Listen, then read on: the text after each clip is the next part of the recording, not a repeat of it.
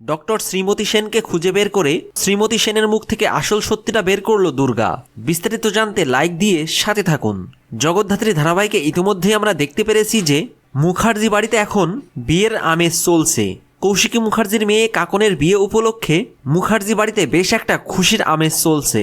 খুব শীঘ্রই কাকনের বিয়ে, আর কাকনের বিয়ের কথা শুনে বৈদেহী মুখার্জি উৎসব ও মেহেন্দি, এমনকি চন্দ্রনাথ মুখার্জি খুশি না হলেও দুর্গা যখন জানতে পারে কৌশিকীর মেয়ে কাকনের বিয়ে হতে চলেছে, তখন দুর্গা খুব খুশি হয়ে যায়। অন্যদিকে দিব্যা সেন নিজেকে বাঁচানোর জন্য ডক্টর শ্রীমতী সেনকে খুঁজে বের করার জন্য রীতিমতো উঠে পড়ে লাগে। দিব্যা সেন একটা ভাড়াটে গুন্ডা লোককে ডক্টর শ্রীমতী সেনের ছবি দেখিয়ে তাকে খুঁজে বের করতে বলে।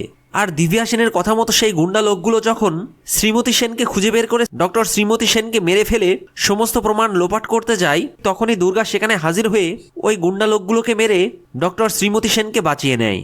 এরপর দুর্গা ডক্টর শ্রীমতী সেনের মুখ থেকে আসল কালপ্রিট দিব্যা সেনের নামটা জানতে পেরে দিব্যা সেনকে নিজ হাতে শাস্তি দেওয়ার সিদ্ধান্ত নেয়। হ্যাঁ বন্ধুরা, এই সবটাই আপনারা দেখতে পারবেন জগদ্ধাত্রীর আগামী পর্বগুলোতে।